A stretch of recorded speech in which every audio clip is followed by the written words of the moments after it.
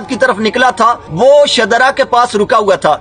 इस अमेरिका की गुलाम हुकूमत ने पुलिस और रेंजर से लाइट और इंटरनेट बंद करके उस मार्च के शिरका के ऊपर हमला कर दिया। गोलियां, शेल और तेजाब बरसाया जा रहा है। और किधर लेकर जाना चाहते हो इस मुल्क को?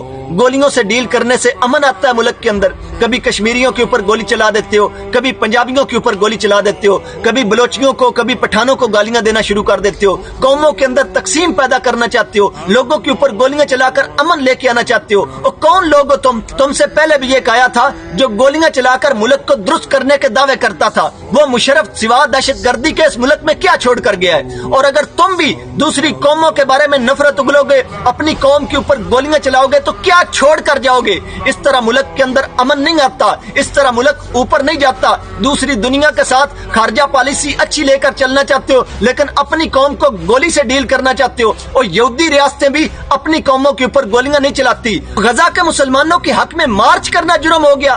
तुम पूछते हो कि वहां पर मुज़ाकरात हो रहे हैं, फिर मार्च क्यों कर रहे हो? अगर मुज़ाकरात हो रहे हैं तो इन मुज़ाकरात के दौरान इसराइल जो गजा पर हमले कर रहा है उसके ऊपर क्यों नहीं प्रेशर डालते? तुम लोग क्यों नहीं बोलते? तुम्हारे मुंह से एक बात भी निकली है? अगर तुम लोग इसराइल के ऊपर मुज़ाकरात के दौरान गजा पर हमले नहीं रुकवा सकते तो कल को ये मुज़ाकरात खत्म करवाकर हमास के ऊपर तुम लोग हमले करवाओगे। उस नुकसान का जिम्मेदार कौन होगा? क्या तुम उठाओगे? तुम तो अमेरिका और इसराइल के सामने मुंह खोलने जोगे नहीं हो। वहां पर एक तरफ इसराइल हमले कर रहे हैं तो यहाँ पर हम उस अमेरिका की एम्बेसी के सामने एहतजाज भी नहीं कर सकते अपने बहन भाइयों के हक में। और दुनिया है कि जो किसी एम्बेसी के सामने एहतजाज करेगा, इससे पहले भी एम्बेसियों के सामने एहतजाज होते हैं। और जिस अमेरिका की एम्बेसी के सामने एहतजाज करने के लिए जा रहे हैं उस वेस्टर्न दुनिया में तो एहतजाज करने के लिए रास्ते दिए जाते हैं एम्बेसियों के सामने।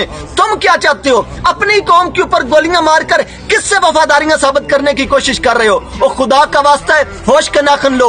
और अगर अपनी कौम के ऊपर गोलियां मारोगे